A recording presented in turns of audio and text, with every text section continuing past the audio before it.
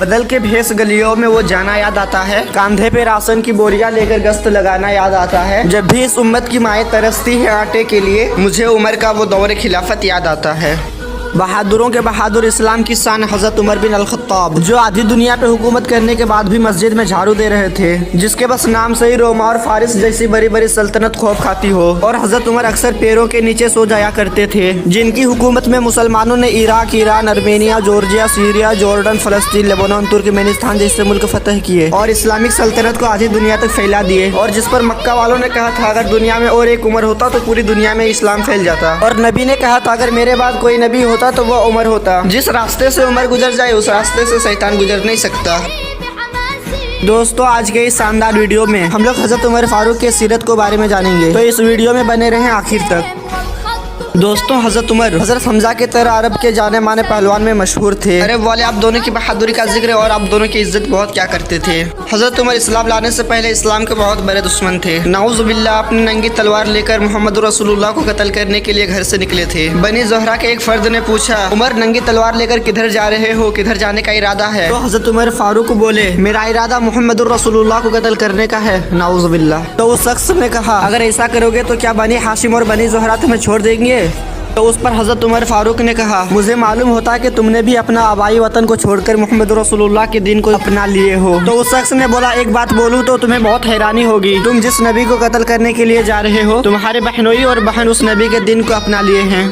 तो हजरत उमर जलाल से अपने बहनोई के घर में लौटे और जैसे ही घर के सामने पहुंचे वैसे ही कुरान की सूरह तौहा की तिलावत हो रही थी। हजरत उमर घर के अंदर गए और दोनों को मारना शुरू कर दिया, लेकिन आपने बाद में कुरान के लफ्जों से मुतासिर होकर इस्लाम को अपना लिया। आपने सूरह तौहा को पढ़ते हुए उस आयत तक पहुँचे जिसका तर्जुमा कुछ इस तरह था, बेशक मैं ही अल्लाह हूँ, मेरे सिवा कोई माबूद नहीं, मेरी ही इबादत करो और नमाज कायम करो। आपने इतना तक पढ़ा के आपके दिल में नबी से मुलाकात करने का जबरदस्त ख्वाहिश पैदा हुआ और आपने अपनी बहन की तरफ देखते हुए फरमाया, मुझे नबी के पास जल्द ही ले चलो। उस वक्त आप सल्लल्लाहु अलैहि वसल्लम दारे अरकम में थे। वहाँ उस मौके पर हजरत तलहा, हजरत हमजा और कुछ सहाबी नबी के पास बैठे हुए थे। हजरत उमर को नंगी तलवार के साथ आते देख बाद सहाबा डर गए थे, लेकिन हजरत हमजा ने फरमाया, कोई बात नहीं, उमर है तो क्या हुआ, अगर अच्छे नियत से आया है तो खैर, वरना उसी की तलवार से उसी का गर्दन उड़ा दूंगा। लिहाजा उसी वक्त हजरत उमर फारूक ने इस्लाम कबूल कर लिया और मुसलमानों ने जोर से अल्लाहु अकबर का नारा लगाया। उसी वक्त फौरन ही हजरत उमर फारूक ने मोहम्मद रसूलुल्लाह को मुखातिब करते हुए फरमाया, या रसूलुल्लाह, आज घाटी से बाहर निकले आप। हजरत उमर रज़ियल्लाहु तआला अन्हु ने 11 औरत और 40 मर्दों के बाद इस्लाम कबूल किए। इसका मतलब हजरत उमर फारूक से पहले 51 ही मुसलमान हुए थे। हजरत अब्दुल्ला बिन मसऊद से रिवायत है कि उमर का कबूल इस्लाम की फतह थी, आपकी हिजरत नुसरत थी और आपका इमामत रहमत था। इमाम नूदी फरमाते हैं कि हजरत उमर तमाम जंगों में नबी करीम सल्लल्लाहु अलैहि वसल्लम के साथ रहे और जंग उहद में एक अहम ही किरदार निभाए। हजरत अब्दुल्ला बिन अब्बास और कुछ सहाबी रिवायत करते हैं कि अल्लाह ने मुआमिलात में उमर फारूक की राय पसंद की, यानी जो राय हजरत उमर ने दी उसी पर अल्लाह ने कुरान मुकद्दस की आयत नाजिल कर दी। एक बार दो शख्स लड़ने के बाद नबी के पास फैसले के लिए आए, आपने उनके झगड़े का फैसला कर दिया, लेकिन जिस शख्स के खिलाफ ये फैसला हुआ था, चलो उमर बिन अल-खत्ताब के पास चले और उनसे फैसला कराए। चुनांचा वो दोनों हजरत उमर फारूक के पास पहुँचे और जिस शख्स के हक में नबी ने फैसला किया था उसने हजरत उमर को मुखातिब करते हुए फरमाया, नबी ने यह फैसला मेरे हक में किया था, लेकिन ये बोल रहा मैं नबी के फैसले को नहीं मानता, फैसले के लिए उमर के पास चलो। उस वक्त हजरत उमर फारूक बैठे हुए थे और खड़े हुए और कहा, जरा रुको, मैं घर से होकर आता हूँ। उसके बाद आप तलवार लेकर आए और उस शख्स को जिसने नबी का फैसला नहीं माना, आपने तलवार मारकर उसको कत्ल कर दिया। तो दूसरा शख्स भागते हुए नबी की खिदमत में जा पहुँचे और उस वाक़े का खबर नबी को पहुँचाया। उस पर नबी करीम मोहम्मद रसूलुल्लाह सल्लल्लाहु अलैहि वसल्लम ने फरमाया, मुझे उमर से ये उम्मीद नहीं कि वह किसी मोमिन को कत्ल करने का वो जरूरत करे। उस वक्त अल्लाह ताला ने वह आयत नाजिल फरमाए और उस शख्स का खून रायगान किया और हजरत उमर बिन अल-खत्ताब उसके खून के बरी करार दे गए। जब हजरत बिलाल रज़ियल्लाहु तआला अन्हु अज़ान दिया करते थे तो अशहदु अल्ला इलाहा इल्लल्लाह के बाद हय्या अलस सलाह कहा करते थे। उस पर हजरत उमर फारूक ने तजवीज़ पेश की कि तुम अशहदु अल्ला इलाहा इल्लल्लाह के बाद अशहदु अन्ना मुहम्मदुर रसूलुल्लाह कहा करो, जिस पर नबी ने फरमाया, जो उमर कह रहे हैं वैसे ही करो। हजरत अबू बकर के वफात के बाद तमाम मुसलमानों ने बगैर किसी इख्तिलाफ के उमर के हाथ में बैत की और आप मुसलमानों के दूसरे खलीफा हुए। हजरत उमर की खिलाफत का दौर ऐसा बाबरकत दौर था कि फतवात का एक न खत्म होने वाला सिलसिला शुरू हो गया। आपकी हसन तदबीर से दुनिया की दो बड़ी सल्तनत यानी ईरानी सल्तनत और रोमन सल्तनत मुसलमानों के सामने घुटने टेक दिए। हजरत उमर फारूक के फतुहात का रुकबा तकरीबन 22.5 लाख मुरब्बा मील का बयान किया जाता है। ये फतुहात इराक और रोमन की सल्तनत के मुकाबले में अरबों की एक मफलूक हाल और एक छोटी सी कौम को हासिल हुई। खलीफा बनने के बाद हजरत उमर फारूक ने 3 अहम काम अंजाम दिए। पहला यह है कि उन्होंने हजरत खालिद बिन वलीद को शाम के लश्करों से सिपह सालारी से माजूल करके हजरत अबू उबैदा बिन जर्रा को सिपाहियों के सिपह सालार बना दिया। हजरत उमर के दौर में मुसलमानों के फतुहात का ऐसा सिलसिला शुरू हुआ जो ना पहले देखा गया और ना ही बाद में देखा गया।